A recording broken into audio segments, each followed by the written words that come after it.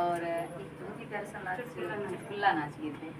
और ये अंदाज में खुश पुरानी के साथ में और पुष्पा दीदी के साथ में सुनाने का प्रयास करते हैं। आप लोग कमेंट करके जरूर बताइए। आइए गीत को सुनाते हैं। दुआरे पर डीजे बजता आवे, राजा तो हरी बहिनिया नचत आवे, राजा तो हरी बहिनिया नचत आवे। अरे दुआरे पर डीजे बजता आवे, राजा तो हरी बहिनिया नचत आवे, राजा तो हरी बहिनिया नचत आवे।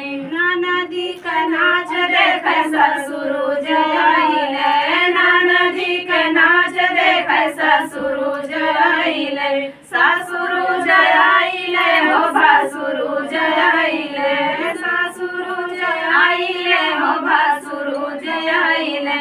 संग में जेठानिया लड़त आवे, अरे संग में जेठानिया लड़त आवे, राजा तो हरी बहिनिया नचत आवे, राजा तो हरी बहिनिया नचत आवे। दुआरे पर डीजे बजत आवे, राजा तो हरी बहिनिया नचत आवे, राजा तो हरी बहिनिया नचत आवे।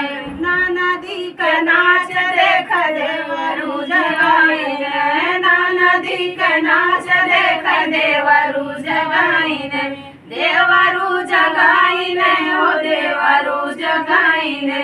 संग में देवरानिया लड़त आवे, राजा संग में देवरानिया कूदत आवे, राजा तो हरी बहिनिया नचत आवे, राजा तो हरी बहिनिया नचत आवे।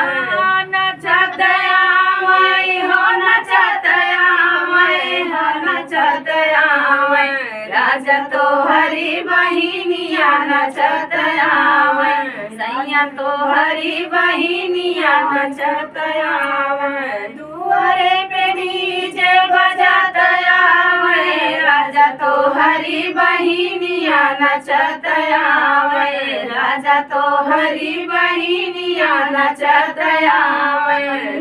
नदी का नाच देख पिया खुद आइले, नदी का नाच देख पिया खुद आइले, पिया खुद आइले हो पिया खुद आइले।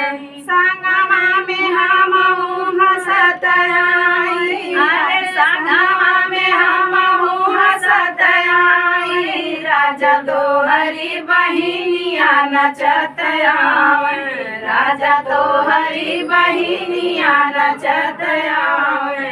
बहुत ही प्यारा गीत चुटकुला गीत आप सब सुनिएगा, बड़ा प्यार दिला।